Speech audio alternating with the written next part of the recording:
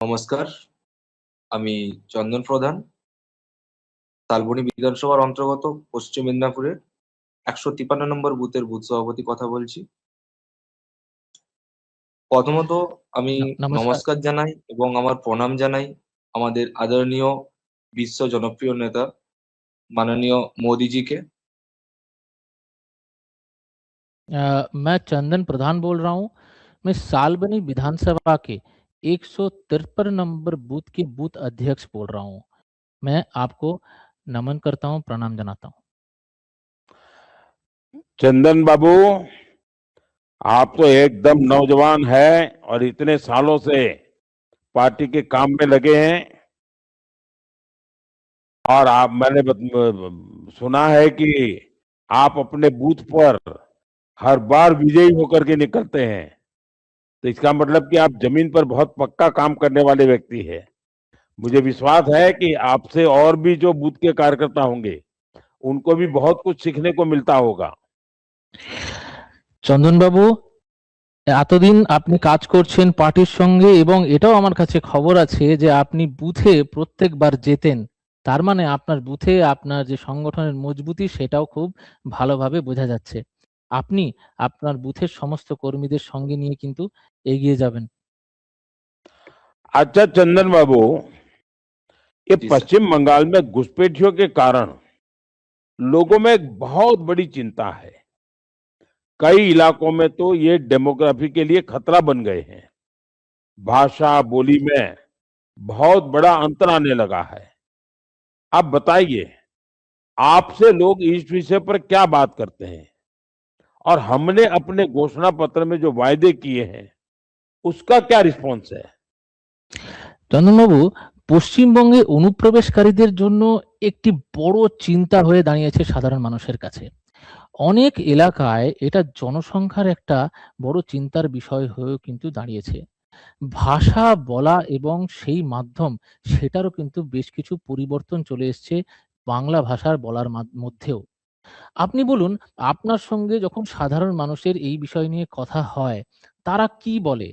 আর আমরা আমাদের সংকল্পপত্রে যা ঘোষণা করেছি, সেই নিয়ে সাধারণ মানুষ কি বলছে? দেখুন স্যার, আমরা যদি সে আলোচনার মাধ্যমে আসি, প্রথমত আমি বলবো আমাদের ওয়েস্ট বেঙ্গলে যদি মুর্শিদাবাদ বা মোথাবাড়ি আমি দেখতে যাই, সেইখানে আমরা তাকে মিনি পাকিস্তান হিসাবে ঘোষণা করতে পারি। কারণ ওই এরিয়াতেও আমি গিয়েছি বা ওই অবস্থাও আমি থেকে আসছি, দু একবার আমি গিয়েছি। আমাদের পশ্চিমবঙ্গের যেটা আলোচনা হয় সমস্ত মানুষদের মধ্যে, বা আমি প্রত্যেকটি বুথে বা প্রত্যেকটি বাড়িতে আমি একবার নয় 10 বার করে যাই, যেটা আলোচনা হয় প্রথমত পশ্চিমবঙ্গ সরকার মানে দুর্নীতি, দুর্নীতি মানে টিএমসি, টিএমসি মানে মমতা ব্যানার্জি।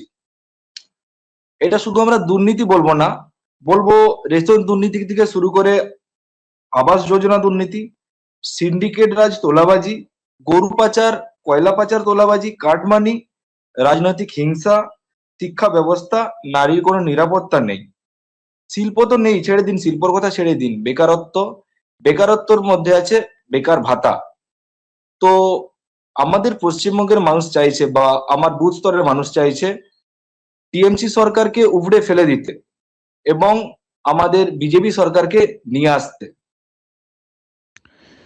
मुर्शिदाबाद, मोथाबाड़ी ऐसे बहुत जगह को मिनी पाकिस्तान बोला जाता है। मैं बहुत जगह ऐसे गया, घर-घर गया। हर एक लोगों का सिर्फ यही विषय है कि टीएमसी मतलब भ्रष्टाचार, आवास योजना में भ्रष्टाचार, तोलाबाजी, काटमानी और नारी के लिए कोई सम्मान नहीं, कोई सुरक्षा नहीं। इसीलिए हर एक आदमी, हर एक बूथ में सिर्फ यही चाहता है कि टीएमसी सरकार को उखाड़ के फेंक दिया जाए। चंदन बाबू, आपका गुस्सा भी दिखाई देता है आपकी बातों में। आपने बंगाल के हर परिवार के मन की बात बताई है। देखिए, हमें 3 स्तर पर इस मुद्दे को देखना है। एक तो घुसपैठियों के कारण जो समस्याएं आ रही है वो विषय है। दूसरा, टीएमसी का जो झूठ है उसको एक्सपोज करना है। और तीसरा, हमारे जो मतुआ परिवार है नामशूद्र परिवार हैं, जो भी शरणार्थी साथी हैं, उनको भरोसा देना है। দেখুন চন্দনবাবু, একটা জিনিস বুঝতে হবে যে আপনি পশ্চিমবঙ্গের প্রত্যেক ঘরের মনের কথা বলেছেন। দেখুন, এটা ৩টে স্তরে এই বিষয়টা দেখা উচিত। এক তো অনুপ্রবেশকারীদের জন্য যে সমস্যা আমরা দেখছি সেটা এক। দ্বিতীয়, তৃণমূলের যে মিথ্যাচার সেটাকেও সামনে নিয়ে আসতে হবে। তৃতীয়, আমাদের সঙ্গে যে মতুয়া পরিবার আছে, নমশূদ্র পরিবার আছে, যে শরণার্থী আছে, তাদেরকেও ভরসা দিতে হবে। একদম साथियों, স্যার। चंदन बाबू ने बहुत बढ़िया तरीके से बातें बताई हैं। अब मैं सभी बूथ के कार्यकर्ताओं को भी आज बताना चाहता हूं, और ये बातें बूथ पर जाकर के आप लोगों को आसानी से बता सकते हैं। अब मेरा पक्का मत है, बंगाल क्या कल्चर इतना रिच है, इतना समृद्ध है, पूरे हिंदुस्तान को गर्व होता है। और जिस प्रकार से एक घुसपैठियों के कारण बंगाली कल्चर को पूरी तरह मिट्टी में मिला दिया है, इवन बंगाली भाषा, शुद्ध बंगाली अब तो सुनने का भी मुश्किल हो गया है, क्योंकि ये सब घुसपैठियों ने आकर के ऐसा गड़बड़बाजी किया है कि हमारी बंगाली भाषा भी खतरे में पड़ गई है, हमारा कल्चर खतरे में पड़ गया है। मैं तो कहूंगा कि आप जो पुराने पुराने लोग हैं, उनकी बंगाली कैसी है उसका एक वीडियो बनाइए, और आज ये घुसपैठियों के कारण कैसी भाषा बोली जाती है उसका वीडियो बनाइए, और दोनों वीडियो देखिए, लोगों को बताइए कि देखिए ये कैसे बंगाल हमारा हम मिस कर रहे हैं, हमारा अपना बंगाली खत्म हो रहा है। ये लोगों को समझाइए वीडियो के माध्यम से। আমি আপনাকে বেশ কিছু কথা এমন বলবো যেটার মাধ্যমে আপনি আপনার বুথে গিয়ে সাধারণ মানুষকে খুব সহজেই বোঝাতে পারবেন।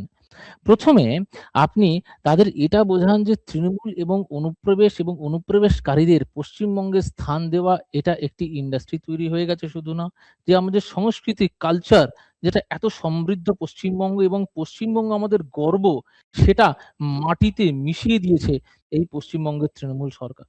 শুদ্ধ বাংলা ভাষা তো আজকে শোনাই যায় না, আজকে এরকম পরিস্থিতিতে নিয়ে এসছে তৃণমূলের সরকার। আপনারা ছোট ছোট ভিডিও তৈরি করুন, আপনি যেখানেই যাবেন সেখানে সাধারণ মানুষ, বয়োজ্যেষ্ঠ মানুষ, তাদের ভিডিও তৈরি করে তাদেরকে জিজ্ঞেস করুন যে তাদের সময় তারা কি বাংলা ভাষা বলতো, কেমন ভাবে বলতো এবং এখন কেমন হয়ে গেছে, সেই ভিডিও সমাজ মাধ্যমে তুলে ধরুন।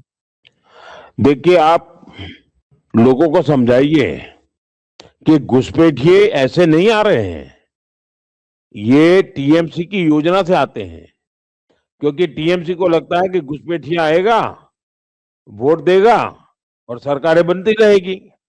तो इनके लिए तो राजनीति का ये सबसे बड़ा एसेट है, और उन्होंने घुसपैठिए इसको एक कारोबार बना दिया है, एक इंडस्ट्री बना दिया है। ये घर घर जाके समझाइए। আপনি একটা জিনিস বুঝতে পারছেন যে এতদিন যে নির্বাচন হচ্ছে বা রাজনীতি তৃণমূল কংগ্রেস করছে পুরোপুরি কিন্তু এই অনুপ্রবেশকারীদের উপরে ভিত্তি করে। আজকে তারা বিভিন্ন জায়গায় এই বিভিন্নভাবে এই অনুপ্রবেশকারীদের, শরণার্থী শুধু নয়, এই অনুপ্রবেশকারীদের জায়গা দিয়ে তাদেরকে ভোট ব্যাংকে তৈরি করেছে এবং সেই ভোট ব্যাংক দিয়ে কিন্তু তারা এতদিন জিতে আসছে। এটাকে একটা ইন্ডাস্ট্রিতে তৈরি করেছে পশ্চিমবঙ্গের তৃণমূল সরকার। आप देखिए, ये टीएमसी वाले क्या करते हैं, घुसपैठियों के बीच जाकर के कहते हैं कि तुम्हें कुछ नहीं होगा, हम घुसपैठियों की पूरी रक्षा करेंगे, बस तुम हमारी सरकार बना दो। और मतुआ समाज, नामशूद्र समाज, ये जो शरणार्थी लोग हैं, उनको जाकर के डराते हैं कि देखिए तुम्हें निकाल देंगे, तुम्हारा घर जाएगा, परिवार जाएगा, तुम्हें वापस जाना पड़ेगा। मतलब जिनको जाना है उनको रहने का आश्वासन देती है, और जिसको संविधान ने रहने की गारंटी दी है, सीएए के कानून ने गारंटी दी है, मतुआ समाज हो, नामशूद्र समाज हो, ये हमारे मेहमान है, हमारे शरणार्थी है, हमारे अपने परिवार के हैं, उनको कोई निकाल नहीं सकता है।